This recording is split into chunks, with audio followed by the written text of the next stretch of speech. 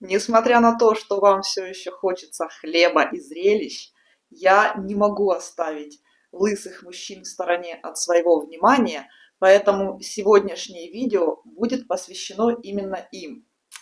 Я понимаю, согласно полученному опыту, что вам, как моим зрителям, как моей публике, интересны скандальные какие-то истории, о которых говорит весь мир, например, как это ужасная история с файлами Эпштейна и тот физиогномический разбор, который я сделала буквально в прошлый понедельник, и видео, о котором вы можете посмотреть или ниже по ленте, или вот здесь по ссылке подсказки. Кто не видел, оно набрало более 6000 просмотров, как-то так, вот так, на раз, два, три. И я очень рада, что у вас была возможность высказаться, выразить свои чувства, выразить свои эмоции в комментариях под этим видео. И правда, я благодарна вам за ваше внимание. Спасибо большое. Приходите еще.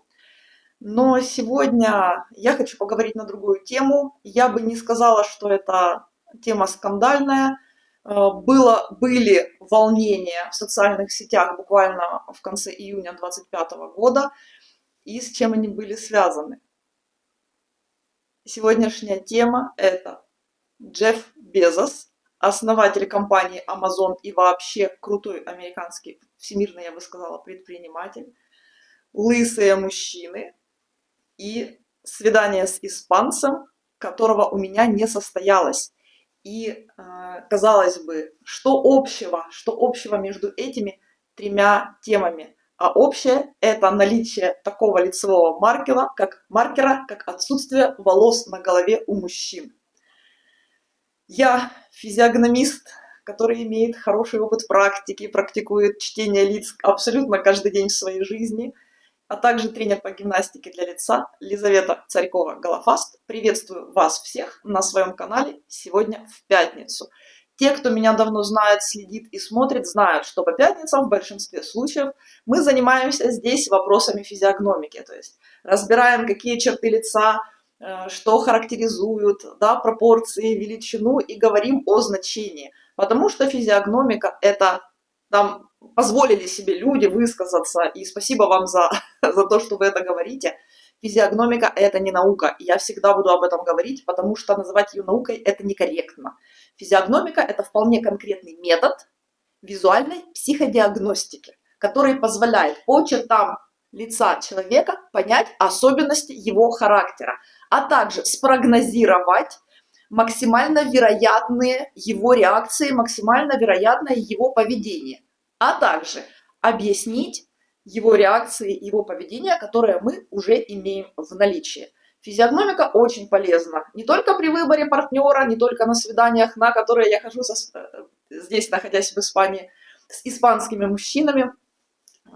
Вот, она помогает понять друзей, родителей, родственников, понять себя прежде всего, на самом деле, вот, понять себя, построить эффективную команду в бизнесе. Если вы руководитель или менеджер проекта, вам нужны люди, и вам нужно подобрать максимально эффективного человека на определенное место.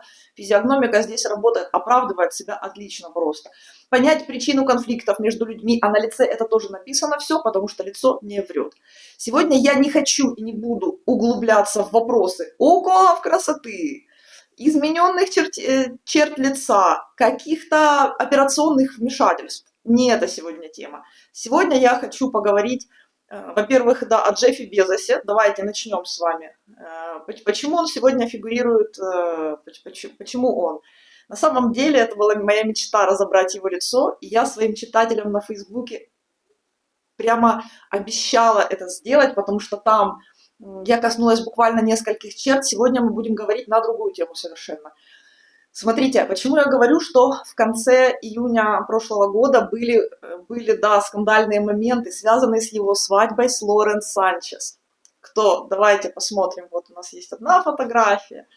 Вторая фотография Лорен Санчес. Откуда была... Почему это было несколько скандально? Почему о них говорил весь мир? Смотрите.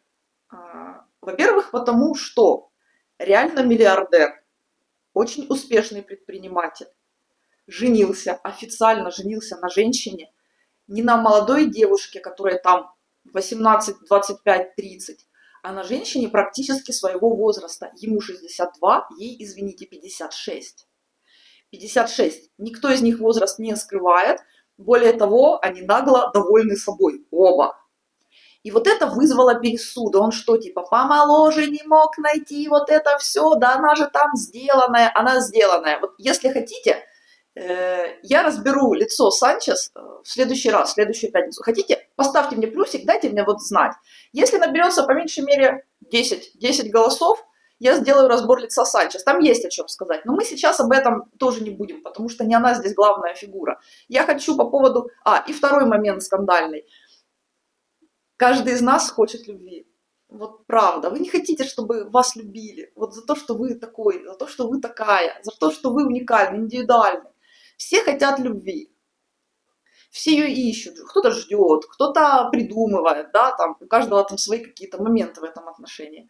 Но когда любовь приходит, почему-то никто в нее не верит. Вот, мы видим пару, где есть чувство настоящее, вот чувство искреннее. И никто не верит в их чувства, все говорят, это бизнес. Да, возможно, это бизнес. Возможно, это бизнес. Вот поэтому мы сегодня с вами здесь встречаемся в этом видео. Значит, давайте посмотрим на Джеффа Безоса, как я сказала, основатель Амазона. Что мы здесь видим? На что я хочу обратить внимание с вами сегодня. Первое. Мы видим, что у него нет волос, он бреет, он лысый. Это красиво, стильно, и это его образ, ему хорошо, ему идет. Но что такое лысина? Это вот предмет нашего с вами сегодняшнего разговора. Отсутствие волос – это тоже лицевой маркер, и в физиогномике он имеет вполне конкретное значение. Но мы зайдем с другой стороны. Что такое волосы? Волосы. Волосы – это витальность. Волосы – это наша натуральность, наше естественное проявление человека в своей природе. Чем гуще волосы, тем человек себя более естественно проявляет. Понимаете? То есть, если волос нет, либо человек их умышленно убирает со своей головы, это говорит о том, что он хочет уйти от своей эмоциональной составляющей, да, а волосы, естественность, это эмоциональная составляющая, иррациональная составляющая. Природа не бывает рациональна. Природа иррациональна. Наши чувства, наша гормональная система, наши ощущения, вот это все, наша тактильность, это все иррационально. Но когда человек целенаправленно избавляется от волос, это говорит о том, что он хочет усилить свое рациональное начало. Более того, он хочет сделать его основным тем, кто принимает решения. То есть принимать решения не основываясь на своей интуиции, не основываясь на своем чувствовании, не основываясь на каких-то, на своих эмоциях, а основываясь на рацио. Вы видите у меня, да, бритые виски, такие красивые, буквально вчера из-под ножа. Почему? У меня тоже есть причина, почему я так делаю. Сейчас я нахожусь в таком состоянии, что от меня зависит целый ряд процессов, которые кроме меня контролировать некому. Эти процессы контролирую я. Чтобы усилить контроль над процессами, я убираю себе виски, потому что височная зона – это контроль. Вот. А остальные волосы, да, у меня все на месте. Похвалите, давайте мою стрижку. Аплодисменты в зал. У меня такой прекрасный мастер на самом деле. Так вот, убирая волосы, избавляясь от волос, человек хочет быть максимально рациональным и максимально контролирующим. Это понятно. Записали себе в конспект. А теперь вернемся к паре Санчес и Безос. Посмотрите, пожалуйста, на род Санчес. У меня, когда я эту пару увидела, сразу закрался вопрос, что он в ней нашел. Я вам скажу, что я бы исходила из позиции, глядя на их лица, я когда их сравнивала, анализировала, у них общее, они оба амбициозны, у них высокий уровень амбициозности у обоих. Ее амбиции соответствуют тем амбициям, которые есть у него. И он ее выбрал, я так думаю, я могу предположить, по тому признаку, что она независимая и она очень амбициозная. Она идет на захват. она идет в развитие, она идет в активную самореализацию, она захватывает и делится. Это то, что делает он всю свою жизнь, всю свою жизнь. Это соответствует его системе ценностей. У меня есть по поводу амбициозности, амбиции выражены через большой рот Санчес. У меня есть учебный вот такой вот рисунок, его все знают, он такой страшный, но зато очень понятный, да, вы эти губы закон. Главное, чтобы они вам ночью не снились потом. Вы их зато запомните на всю жизнь. Вот это маркер активного захвата амбициозности. У меня там есть видео, там мужчины с маленьким ртом, это не тот случай, нет. Так вот, мужчины с лысиной на голове очень хорошо контролируют свои эмоции. Это не значит, что они их не испытывают, испытывают. Но это говорит о том, что конечное решение принимается в голове, а не ниже пояса. Так вот, его рацио дало добро на этот союз, потому что у них есть совместный общий потенциал, который есть вероятность развить еще в большие возможности. Вот я бы так сказала.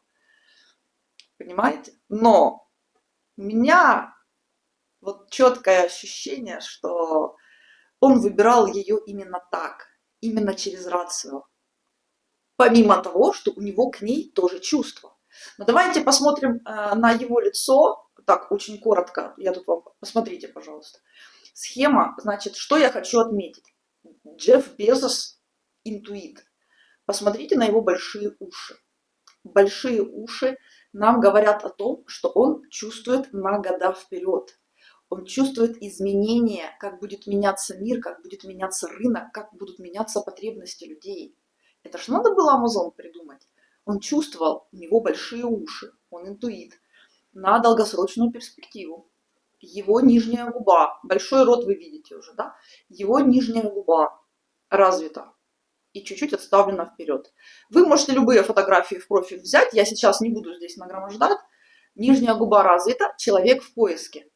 В поиске через чувствование. А что, где что-то новенькое, что-то интересненькое? Через чувствование. Понимаете? И, конечно же, когда он начувствовал то, что ему нравится, то, что соответствует его амбициям, потому что ротик же хочет кушать, хочет в себя, включается рацио, включается его лысина и говорит, мы это берем, мы согласовываем и мы туда идем. Вот и весь секрет. Я во всяком случае вижу это именно так.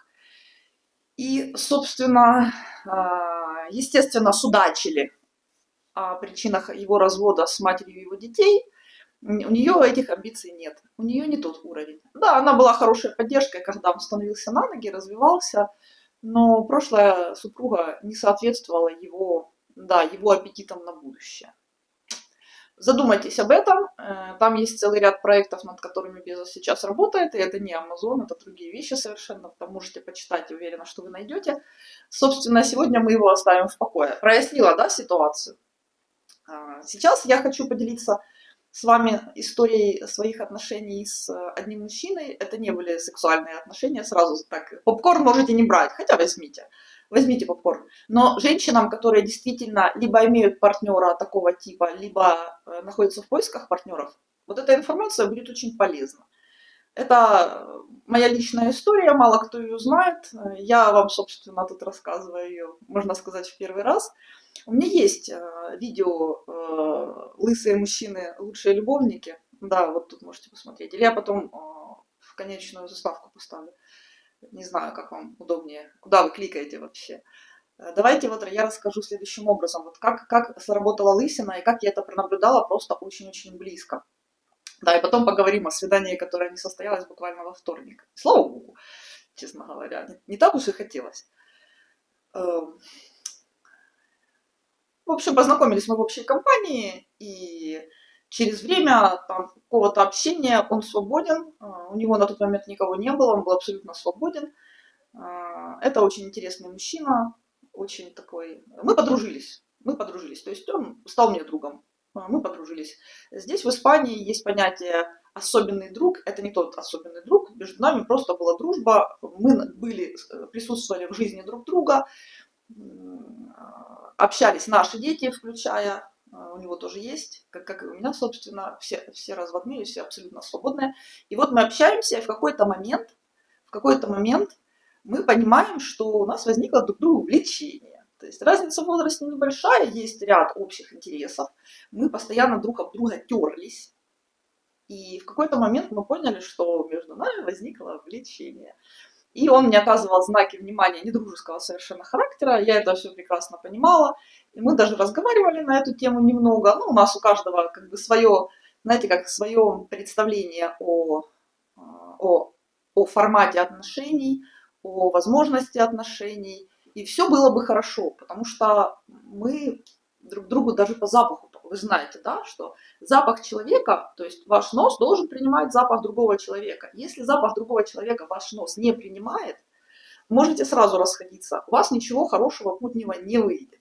Потому что терпеть запах человека, который тебе не нравится, это уже не про любовь и не про счастье. Ну, я бы не хотела, например, у меня были прецеденты, нет. То есть мы подходили друг к другу по запаху, мы подходили друг к другу по целому ряду взглядов на жизнь. То есть у нас было с чего начать романтические отношения. И я видела, как я ему нравлюсь, я видела эти знаки внимания, я видела это вообще его мужское внимание. Он мне помогал очень много, он очень много меня поддерживал. Но в какой-то момент он перестал приближаться, то есть он остановился. И я понимала, почему. Потому что его лысая башка, а он бритый, он бреет там 3-2 миллиметра, если там появляется, это все убирается. Его рациональное начало преобладает над его эмоциональным началом, а он очень эмоциональный, он очень чувствительный, он чувствующий, он такой. И оно ему сказало: нет, мы в этот опыт не идем. И он вот так вот ходил вокруг меня кругами, но близко не подошел. И потом в какой-то момент мы решили, что хватит всего этого цирка, надо просто понять, что происходит. Мы просто спокойно поговорили и поняли, что продолжения не будет. Все, вот вам, пожалуйста, лысина у эмоционального мужчины, когда рациональное преобладает и принимает решение. Но если в случае с Безосом он принял решение, да, потому что Санчес соответствовал его амбициям, запросам и так далее, запросу, наверное, его вселенскому, то мы друг с другом, видать, запросу вселенскому не соответствовали. И прошло буквально время, я бы сказала, месяца 2 или 3, когда я поняла, что хорошо, что между нами ничего не было. У нас остались доверительные, очень теплые отношения, и все. А теперь про то свидание, которое не состоялось во вторник. Моя анкета висит на сайте знакомств. Я этого не скрываю. Кто здесь из испанцев моих меня тут сейчас смотрит, слушает? Слушать они меня не могут, а смотреть, да, субтитры испанские я добавлю, будут, конечно же. К вам это тоже относится. Вы меня там же нашли, собственно. Так вот, написал мне мужчина, интересный мужчина, знаете, как все в нем хорошо, за исключением одного, он лысый. Я такая думаю, ух ты, и пишет хорошо, вот так, как я люблю. Я вам хочу сказать, что я отсеиваю сильно человек по 100 где-то в неделю. Нет, нет, нет, нет. И да, я смотрю на лица. Там, где есть качественные фотографии, вообще, мужчины на сайтах знакомств, когда вы научитесь делать нормальные, хорошие, качественные фотографии? Что вы там вешаете? Там же смотреть на это страшно. Причем это относится абсолютно ко всем. Тут у мужчин с портфолио плохо. Хорошо с портфолио только у нарциссов. Но с нарциссами я не встречаюсь. Я нарциссов вижу издалека, и они ко мне не подходят. Они знают, что я ими восхищаться не буду. Поэтому им стрёмно, страшно и правильно делают. Так вот, пишет хорошо. И я понимаю, что мы поговорили, я понимаю, что есть о чем продолжить. И вот он меня приглашает на первое свидание. А локация у него стоит мой город. Мой. Тут мы начинаем договариваться о месте. Вот, ребята, смотрите, как сейчас будет выстроена схема. Все очень просто, все очень быстро. Возраст у него такой же, как у меня, то есть плюс-минус. Все очень просто. Мы начинаем говорить о том, где мы встретимся и куда мы пойдем кофе попить. Потому что для меня первое свидание – это попить кофе, поговорить, посмотреть друг на друга, может быть, прикоснуться, попробовать тактильность и, может быть, там друг друга понюхать максимум. И все. Иногда это занимает 15 минут, да, если совсем все плохо. Иногда час, иногда 1,5 часа. Когда я на испанском не говорила, было, конечно, сложно. Сейчас я разговариваю, понимаю, поэтому там, если понятно, что все плохо, можно не продолжать. Но я же физиогномист, я же исследую эту тему, мне же интересно, что за человек передо мной. Конечно, мы общаемся. И тут оказывается, что он живет и работает не в моем городе, а в 70 километрах от меня. И тут возникает вопрос мотивации. И он говорит, конечно, я приеду после работы, вот мне час пути на машине. Вот, я сел на машину и приехал, какие проблемы? А потом он говорит, мы после кофе. А я такая думаю, если человек предприниматель, у него очень развита рацио, рациональный подход. Там глупостей не допускается. Понятие любви с первого взгляда в этом случае не существует. Он видел только мои фотографии. Окей, он видел несколько видео в моем ютубе. Хорошо. Ну, то есть, глаза у него небольшие. То есть, фантазии там особо нет. Здесь должно быть что-то другое. Я такая думаю, сейчас он включит свою рацию и начнет взвешивать, торговаться или выбивать себе бонусы. Я угадала. Он начинает выбивать себе бонус. Люди. Он мне говорит, а что мы будем делать после того, как мы кофе попьем и познакомимся? А он мне там писал, ты мне интересно, я хочу про тебя знать все. Там, в общем, знаете, как прямо вот начал мне голову тут вкружить.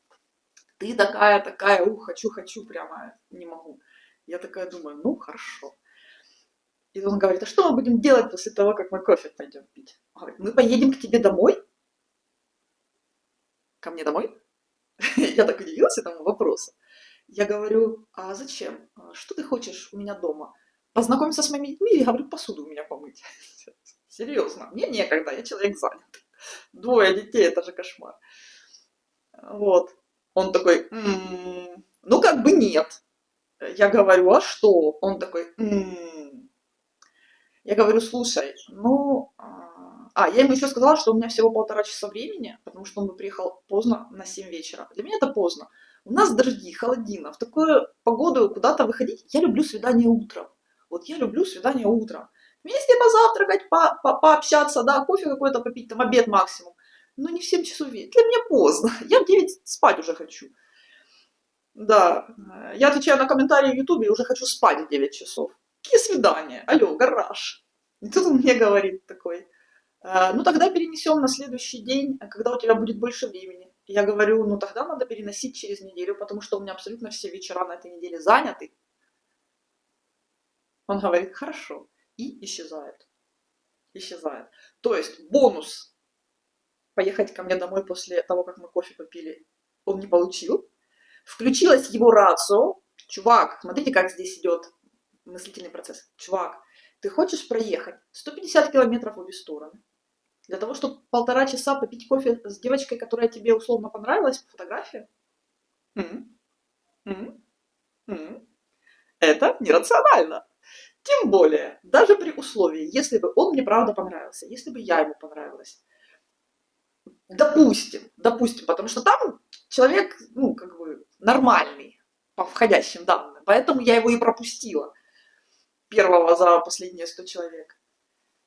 Даже, что бы мы делали дальше? Он бы за 70 километров ко мне бы сюда ездил? Ну, все же взрослые люди, все прекрасно все понимают. Поэтому, если бы у него были пышные волосы, как у моего одного, у меня есть поклонник, скажем так, который приезжает ко мне выпить кофе за 100 километров. Да. В среднем раз в месяц или там раз в 2 недели он приезжает, мы пьем кофе, мы гуляем, и он уезжает обратно. Вот там густые волосы, там человек себя не сдерживает, там человек в эмоциях весь такой. Вот. А здесь нет, здесь включилась рацио, и эта рацио работает на отлично. Поэтому лысые мужчины – это люди, которые думают головой и принимают решения правда головой. Если есть достаточно мотивации, и их эмоции достаточно сильны, кстати, они контролируют свои эмоции, кстати. Но если имеет смысл, они пойдут на абордаж. Они ввяжутся в это приключение. Но если нет, отсутствие волос на их голове и скажет хозяин: мы туда не идем. Поищем кого-нибудь попроще. Вот, ну, надеюсь, вам понравилась моя история. Давайте свои комментарии сюда насыпьте мне, буду рада. На ваши предыдущие комментарии в видео про Эпштейна, да, я обязательно, да, отвечаю, просто неожиданно их было очень много, они продолжают поступать. Каждый получит ответ на мой вопрос, я вам обещаю, я выполняю свои обещания, можете мне доверять. А мы с вами встречаемся здесь, это я для новеньких говорю, понедельник, среда, пятница. Угу. Всем желаю прекрасных выходных. Обняла. Спасибо вам за внимание.